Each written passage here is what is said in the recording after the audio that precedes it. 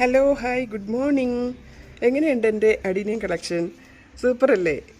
ഇത്തവണ പൂവിട്ട് നിൽക്കുന്ന കാണാൻ എന്താ ഭംഗിന്ന് നോക്കിയേ. ഇത്രയും കുറേ നാളിന് ശേഷം, അതായത് 8-10 വർഷം കൊണ്ടുള്ള കളക്ഷനാണ്.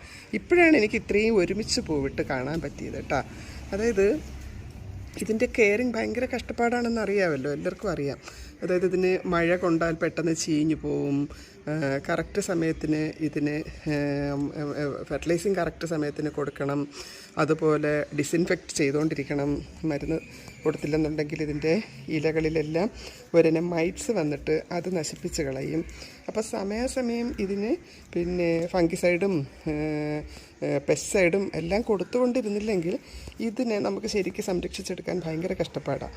ഇത് കുറേ ആയിട്ട് എനിക്ക് തോന്നുന്നു ഒരു 10 വർഷത്തോളമായിട്ട് ഞാനിങ്ങനെ ഓൺലൈനിൽ നിന്ന് തന്നെ മേടിച്ച് കളക്ട് ചെയ്തതാണ്. പിന്നെ കുറേ ഞാൻ മേടിച്ചതുകൊണ്ട് എനിക്ക് തോന്നുന്നു ഒരു 100-100ഓളം പ്ലാന്റ് ഞാൻ മേടിച്ചതുണ്ട്. ഒരുപാട് വലിയ വില കൊടുത്തിട്ടൊന്നുമല്ല, തീരെ കുഞ്ഞു പീസാണ് ഞാൻ വാങ്ങി അതിനെ കഷ്ടപ്പെട്ട് വളർത്തി ഈ ഒരു അവസ്ഥയിൽ എത്തിച്ചതാണ്. ഇതിൽ നാടൻ പ്ലാന്റ്സ് ഉണ്ട്. ഇതൊക്കെ നാടനാണ്. ഇതൊക്കെ നാടനെന്ന് പറഞ്ഞാൽ സീഡ്ലിംഗ് ആണ്. ഇതെല്ലാം ഞാൻ വിത്തിട്ട് മുളപ്പിച്ചെടുത്തതാണ്. ആദ്യം 1-2 ചെടിയൊക്കെ ഇങ്ങനെ വാങ്ങിയിട്ട് അതിൽ വിത്തുണ്ടാവുമല്ലോ, അതിൽ നിന്നെടുത്തതാണ്. അതെന്നാൽ പൂവിട്ടിട്ടില്ലതേ, മറ്റുള്ളതാണ് പൂവിട്ടതല്ല. ഈ വർഷം ഇത്രയും പൂ ഒരുമിച്ച് വരാനുള്ള കാരണം എന്താണെന്നറിയോ? ഈ സത്യം പറഞ്ഞാൽ ഇതിൻ്റെ കെയറിങ് കാരണം നമ്മളിതങ്ങ് ഒഴിവാക്കിയാലോ എന്ന് പലവട്ടം ആലോചിക്കും. എന്തുകൊണ്ടെന്നല്ല ഭയങ്കര കഷ്ടപ്പാടാണ്.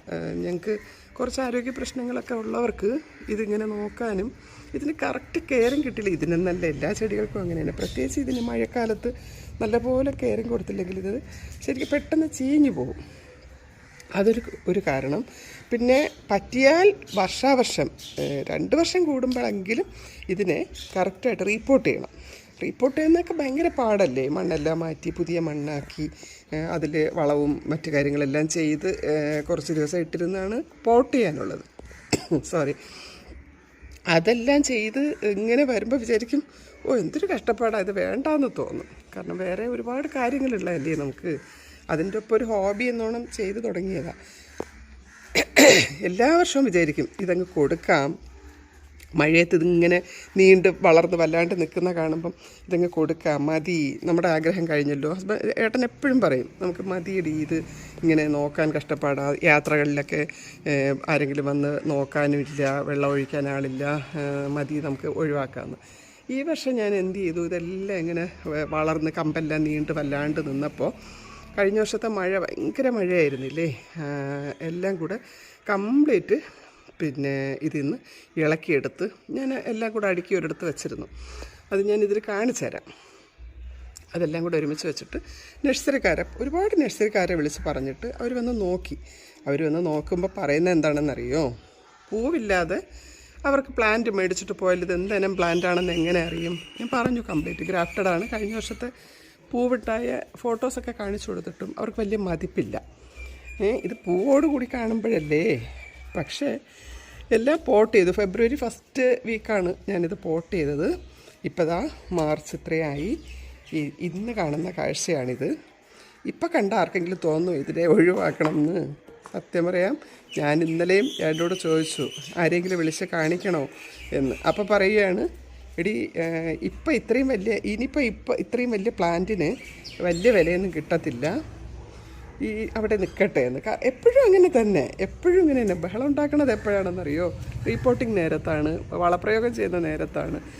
അപ്പോഴാണ് ഇവിടുത്തെ ബഹളം. അത് കഴിഞ്ഞ് ഇതിങ്ങനെ പൂവിട്ട് നിൽക്കുന്ന കാണുമ്പോൾ ഒരു തരത്തിലും കൊടുക്കാൻ സമ്മതിക്കില്ല. അതാണ് ഇവിടുത്തെ കാര്യം. പിന്നെ ഇതിൽ ഞാൻ വാങ്ങിയ പ്ലാന്റിനെ തന്നെ ഞാൻ തന്നെ ഇതിൽ ഗ്രാഫ്റ്റ് ചെയ്തിട്ടുണ്ട് ചിലതൊക്കെ. ഇതൊക്കെ ഞാൻ തന്നെ ഗ്രാഫ്റ്റ് ചെയ്തതാണ്, കാണുന്നില്ലേ? എന്നിട്ട് ബട്ടർഫ്ലൈ വന്നു. പിന്നെ ഈ റെഡ് കളറ് കാണുന്നത്, ഈ കാണുന്നത് എനിക്ക് അമ്മു, എൻ്റെ ഏട്ടൻ്റെ ഒരു ഫ്രണ്ടിൻ്റെ മോളാണ്, അവൾ കൊണ്ട് തന്ന ഒരു സ്റ്റെമ്മ് ഞാൻ തന്നെ നമ്മുടെ നാടൻ സീഡ്ലിംഗ് പ്ലാന്റ് ഉണ്ടല്ലോ, നമ്മൾ വിത്തിട്ട് മുളപ്പിക്കണം, അതിൽ ഗ്രാഫ്റ്റ് ചെയ്തെടുത്തതാണ്. അത് ഭയങ്കര ഭംഗിയാണ് അതിൻ്റെ പൂവ്. അത് തന്നെ 2 in 1 ആയിട്ട് നട്ട് വെച്ചിട്ടുണ്ട്. ഇതൊരു സ്റ്റെമ്മാണ്, ഇത് വൈറ്റിൻ്റെ ഒരു സ്റ്റെമ്മ് കിട്ടിയതാണ്. ആ സ്റ്റെമ്മിൽ ഈ റെഡിൻ്റെ ബാക്കി വന്നൊരു കുഞ്ഞ് പീസ് എടുത്ത് ഗ്രാഫ്റ്റ് ചെയ്ത് കൊടുത്തതാണ്. മറ്റതെല്ലാം ടാബ്ലറ്റാണ്. ടാബ്ലറ്റ് ഗ്രാഫ്റ്റിംഗ് എന്ന് പറയും, അറിയാമല്ലോ. ഇത് വിത്ത് വീണ് മുളച്ചാൽ നാടൻ ചെടിയെ കിട്ടുള്ളൂ എന്നും. ഇതിലൊക്കെയും വിത്ത് വരും, പക്ഷേ അതൊക്കെ മുളച്ച് കഴിഞ്ഞാൽ ഈ നാടൻ പ്ലാന്റേ കിട്ടുള്ളൂ. അത് നമ്മുടെ സെയിം വെറൈറ്റി തന്നെ കിട്ടണം എന്നുണ്ടെങ്കിൽ അത് ഗ്രാഫ്റ്റ് തന്നെ ചെയ്യണം എന്നെല്ലാവർക്കും അറിയാം, ഒരുവിധം ഇപ്പോൾ എല്ലാവർക്കും അറിയാം. എന്തായാലും ഇത് കാണാൻ നയനമനോഹരമായ കാഴ്ചയാണല്ലേ, സൂപ്പറായിട്ടില്ലേ? എല്ലാവരും കണ്ടിട്ട് അഭിപ്രായം പറയണേ. എനിക്കൊരുപാട് ഇഷ്ടമാണ്, അതുകൊണ്ടാണ് ഞാനിതിങ്ങനെ കളക്ട് ചെയ്യുന്നത്. പക്ഷേ ഞാൻ പറഞ്ഞില്ലേ, ഇതിൻ്റെ കെയറിങ് ആണ് ഭയങ്കര കഷ്ടപ്പാട്.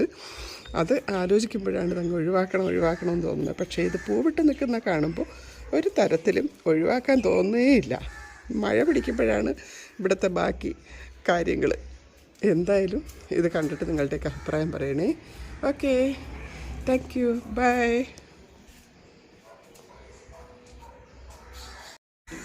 ഇത് കണ്ടില്ലേ, ഇങ്ങനെയായിരുന്നു പോട്ടിൽ നിന്ന് ഇളക്കിയെടുത്തപ്പോൾ എൻ്റെ ചെടിയുടെ അവസ്ഥ. ഈ ചെടികളാണ് അന്നേ കട്ട് ചെയ്ത് ഭംഗിയാക്കി ചട്ടിയിലാക്കി അതിൻ്റെ കെയറിങ് കൊടുത്തപ്പോൾ പൂവിട്ട് നിൽക്കുന്നതിൻ്റെ ഭംഗി കാണുന്നില്ലേ നിങ്ങൾ? ഓക്കെ.